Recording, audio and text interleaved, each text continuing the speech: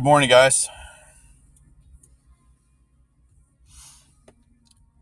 Apologies for not getting a video out yesterday. I was having some audio issues, and then I just decided I was like, nah.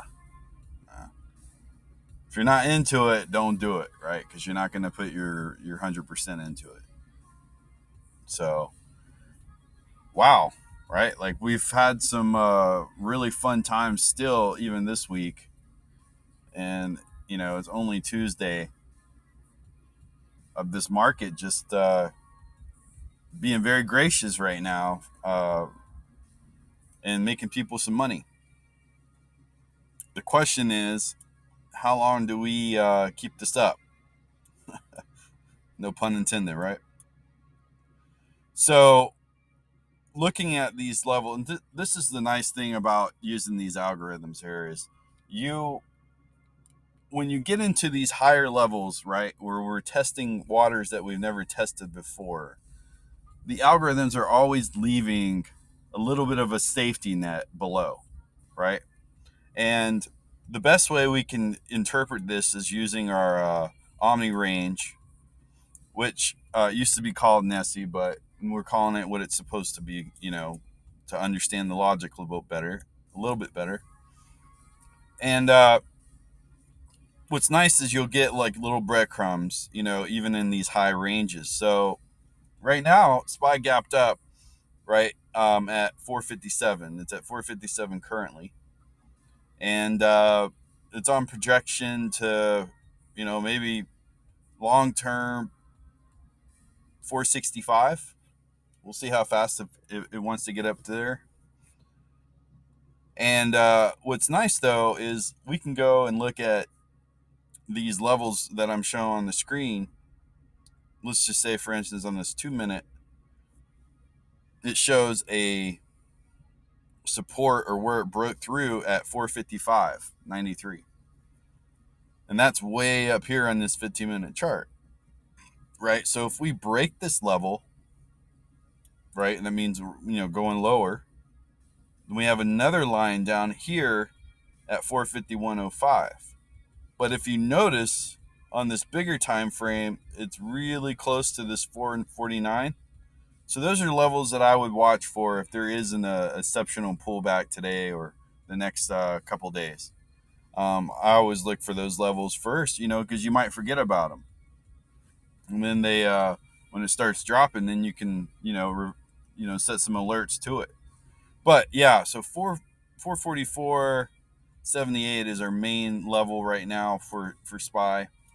It has a lot of buyers right now. So if you're a seller, you probably don't want to take advantage of this yet.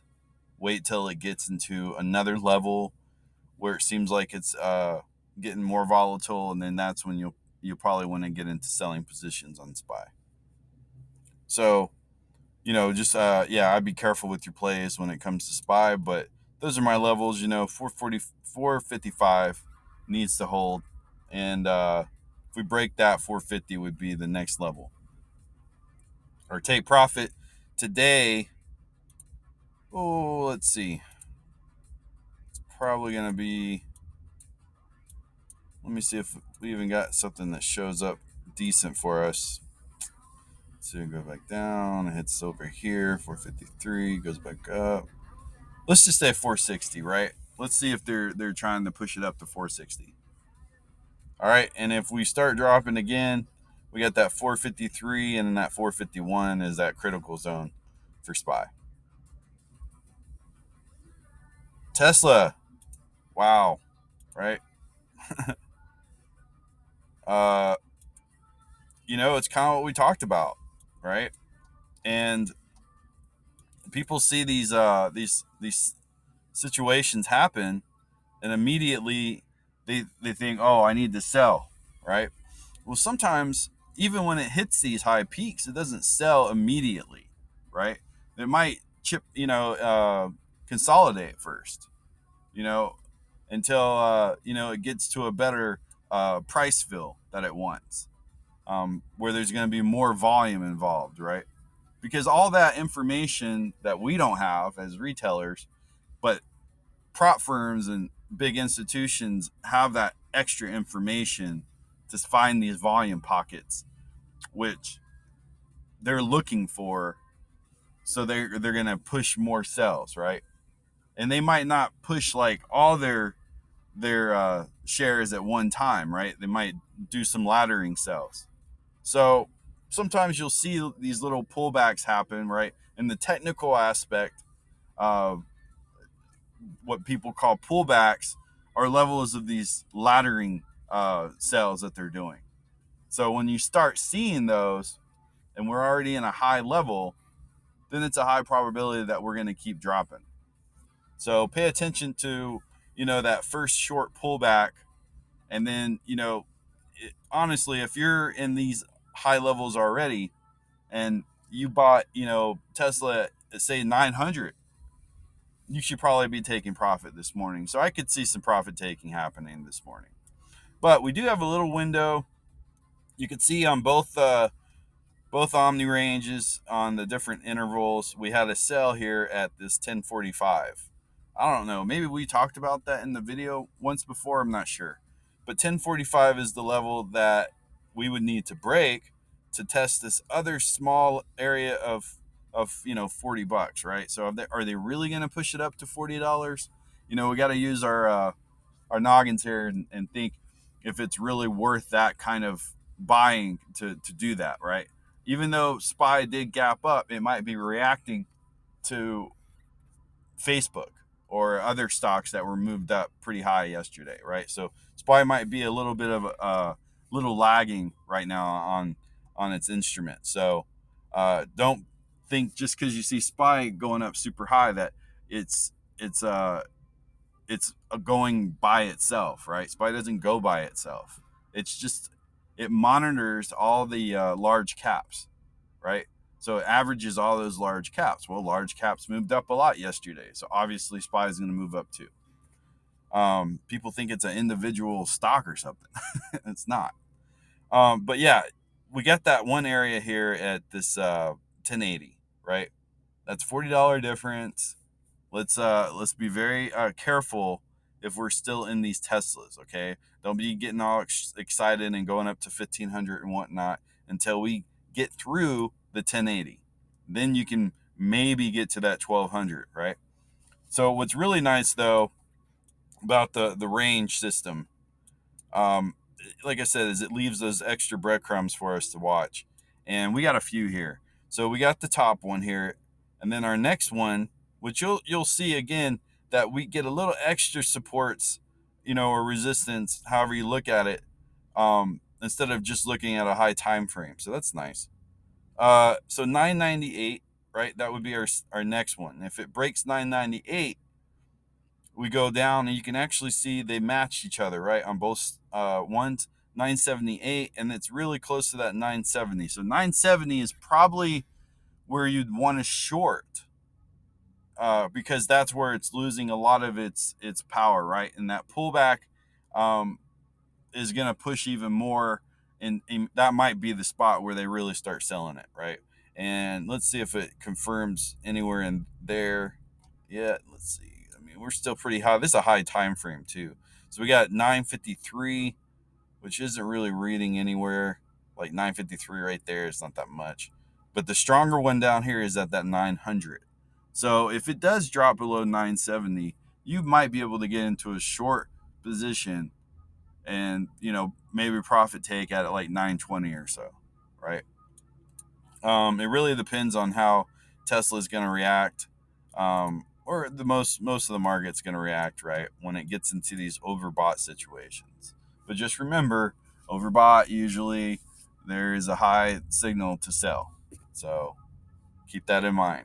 It might want to push up to higher highs even today, but just keep that in mind. All right, enough about Tesla. So Facebook, actually, I got into a call yesterday on Facebook.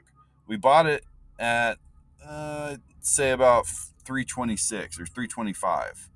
So it had a little bit of a hiccup in the morning, kind of messed with me, actually. But not mess with me in the emotional side. I don't. It's one thing, guys, is there is no emotions in this stuff. Okay, like if you hear people saying, "Oh my gosh, don't be emotional," "Oh my god," get a girlfriend, a boyfriend, like that's emotional, right? Your family, that's emotional. That should be emotional too. But like finance and money, that shouldn't be emotional. But they know, right? Like all the uh all the little extra things that they do to boost those serotonin levels that we've talked about, and changing the colors on the candles, right? So you have red, and that's fear, and then you have green, and that's happy, right? They do that on purpose. They want you to get emotional, because if you get emotional, then you're going to be compromised, and you're not going to just use the logic or understand that you know your expectations are going to be more humble. You're not going to be looking at these extreme expectations all the time. So that's why they throw those colors in there, man. And somebody wants to disagree with me, I don't care. That's I mean, it's proven over and over and over. But anyways, uh, with the Facebook, it was a good level to get into, right? And it never broke the entry level that I got into, but it did, kind of lose some of its steam in the morning, right? So there was a part of me thinking, well, should I get out of this entry and re-enter again? Because I was still going to get into this regardless, right? But, you know, I decided just to hold on to it, and, just kind of play the algorithm and see what we would hit anyways. Well, it had a beautiful pre-market, or a beautiful earnings last night. Not that I was really looking at earnings as boosting the price, as the price was already hitting at 328, right? So I wasn't really looking at that. What I was looking at, so you can see down here at 328.69 is what it closed at, and now we're at a $10 move, because of that earnings. So even if it fades off, I should still be in some pretty good profit right now on my options call. But let's look at where we could go for Facebook. Okay, so both of them are kind of saying, of course they're gonna hit a sell here. The algorithm saw that high volatility, so it spiked up, right? And the thing about I keep wanting to say Nessie, but the Omni range, right? It's fast, right? It doesn't have a lag to it. Like these VWAPs right here, they're lagged, right? They're lagged behind. They're not following this current price level. But I intentionally did that. I didn't want it to follow a price that high, right? And that accurate. But in this sense, I did want this to happen, right? I did want it to switch to these behaviors when these conditions would pop up. So you can see that on this previous line back here at 320, or I'm sorry, 336, that's what I'm really looking at. So if we can hold above that 336, then maybe we can get, into that 340s today, or, by the end of the week. 352, it's kind of what I'm seeing. Let's see what else. Anything else there popping up? Yeah, so like 340s. We'll see what they do there, right? If they keep pushing it up, we might see 350s. So again, once they get into the red, that's a good time for me to get out my exit, right? A lot of people might be getting into this, right? They might be getting into it because they're seeing like these new levels that break support. But they didn't get in at the bottom, right? So now they're gonna take the crumbs. So yeah, that's my levels for Facebook right there. You can actually just, it's pretty solid, right? 330. If it drops below that, we go back down lower. Okay, so 318. So yeah, so if any of these levels break on me today, 328, obviously I'm gonna bail out, right? And we don't want that to affect our options too much. So if I can take profit this morning, I might. If the if it seems pretty legit, I'm happy with it, then yeah, I'll take profit. If I feel like we're gonna hold a nice support and it's gonna move fast enough to hit some of those higher levels, I'll skim it. I'll take some out. So another thing, another misconception is stop losses, right? I don't use stop losses, right? I don't average down. I go by my direction. That's my strategy. That's what I'm gonna do. Why would I change it? Like, mix it up. That's a problem, right? Like if you're mixing up your strategy, like you weren't in the correct entry, and if it goes wrong, then you leave that entry and you try again. You don't like average down, and that's where you can get emotional, right? And that's the issue is you're using these false risk systems that just quants don't use this kind of system, right? In their prop firms, that doesn't. Come on now, use your head, guys. Use your head. If you don't have a CS degree or a high math degree in finance and whatnot, and and you just someone who works at McDonald's and you think you're gonna make money like prop firms, come on now. So, and I don't say that to discourage you guys, but it's not built for us. All right. They made it built for us. They're trying to display it like a casino, the retail brokers and all that, you know, trying to lure retail investors into this casino type environment, right? But we just have to, use the systems that work. These systems work right here. Okay, they've been back tested through and through, so it's a solid system. Man, I am ranting today. Let's see. Uh, G Genius or Genius Brands. Now, shout out to a buddy of mine, PK. He actually talked to me about this. I did buy some shares a long time ago. So we did take a little bit of profit last night when it jumped up, just because I knew there was probably going to be a little bit of a fade happening, and of course, it's the bands also show that too, right? It got into the red all the way up here. It's going to drop. Could it go higher than the previous level? Of course it could. But why not take some profit, right? Like that's why we're here, to make money, not to bag hold. So yeah, he did back hold and I did, but it was at a level that it wasn't breaking, so we took advantage of that. So yeah, Genius right now, and he needs to hold 204. If it breaks that, there's not a lot of other levels I can look at, right? So these guys maybe they took profit. I'm not sure. Let me see if we can find another support somewhere. 194, so about that $2 range. Yeah, so it needs to kind of hold in this level actually, because then we're gonna get lower and lower, back to our original area. So that original area is gonna be changed a little bit. The scenery we might be holding at about 170.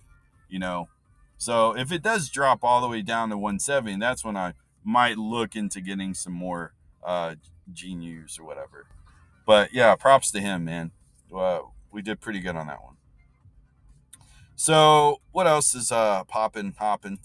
We were looking at Hood yesterday, and I was telling the guys in the voice chat, $40. Yeah, about right there. I think I said like 39 something, 60 has to get through, but you can see this long wick, right? That didn't get through. I mean, yeah, it rendered on the chart, but that didn't get through. It closed under it, right? That's why it's important to watch for those closes under and stuff, because they could have just like took profit up there, and then they got out of that position. It's not necessarily they sold the position; they closed their position. So someone else might have bought their position to sell, but it just really depends.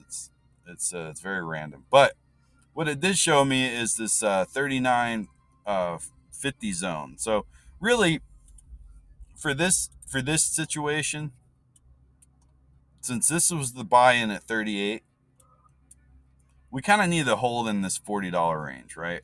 If we start breaking $40, then I'm just looking at. Let's see if we got another one here. Yeah, so we get over $40. That's when we get a little bit more room to play up to maybe $41, $42 for Hood. I'm just talking about it because it's been on my chart for a bit. Now Xilinx, shout out to, I believe it's Cliff in Royals Group, who got me enticed into this one. I did buy some options yesterday for the November 19th. So I'm holding on to this as well, and with good reasons, because we've had a nice, pretty good growth. I mean, I got in about, I think it was a $172, and we're up, quite a bit in our port. So, I'm pretty pleased so far with Xilinx. I believe, do they have a earnings coming up soon? So they do. So they have an earnings tomorrow. So we'll probably be looking to get out of this pretty soon. Levels that it could test today, maybe 177. Again, once it gets in the red bands too, that's when people start paying attention to it, because everybody's like, oh, it's boring. It's in the, it's low price. It's not fun. But when it gets in the red, that's when people get into it. That's when you start hearing about it, and that's when they sell it. So 177, we'll say 178. It gets above that, we got that extra room to maybe go up to 180. Let's see if we got any sells right now. So we got a sell on Nessie here at this 177, right? It does have a little bit more room. Let's just see. Had a nice little gap up this morning. So that's kind of a funky look right now. Just seeing if there's any supports that I can trust. I mean, I might be able to use this one at 174. So yeah, okay, perfect. That's perfect timing. So 174, and then we have another down here at 172. So this 174, 172 levels we need to pay attention to if Xilinx starts dropping, and I'll definitely take profit at 176 this morning if if it starts wanting to tread back down, so we don't get we start losing money.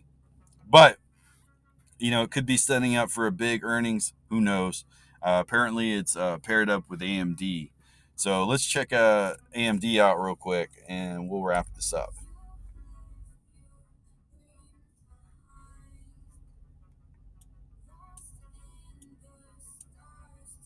Just let these load up. So 121 is the current support that it's following right now, and that's really close to both of these time frames. Let's look at the 2 minute. And you guys wonder why I use the 2 minute a lot. It has a lot of correlated levels with the 15 and 10 minute. Um, so I'd like to look at that smaller level, and where my expectations can be in realistic levels of support resistance, versus looking at a bigger time frame where those supports are going to be a lot bigger, right? Um, or resistance. So we're kind of getting into that red band area again. Maybe it wants to push up to 125. We're holding support still. Anything under like 120 would be a sell for AMD. And it could be one of those situations again where it drops. I don't know if it has earnings yet. I'm sure the guy will correct me if it does. No. So it's just Xilinx that has earnings. So yeah. So let's look here on the bands and see what we got going on. So we're on this little tiny support right now at 123, and then we have that 120 zone, 122 next level, and if it breaks that, then we start going down to that 120 zone. So it's a real small level right now, but if we can pop above this, then we can look at 125 all the way up to 127, 128 for AMD. If it breaks that, our next level would probably be 114, 118. That's another level we could see. Okay. And I'm doing this in real time, guys. I haven't even analyzed this AMD chart in a while. So 125, another level that's showing similar resistance. So maybe when it hits 125, it starts carrying up to 130, right? So 119, and then we have that 115. So there's your levels right there. That's perfect, actually. 115, 119, 121. That's what we're currently at. We're looking at right now, and then that last level of 125.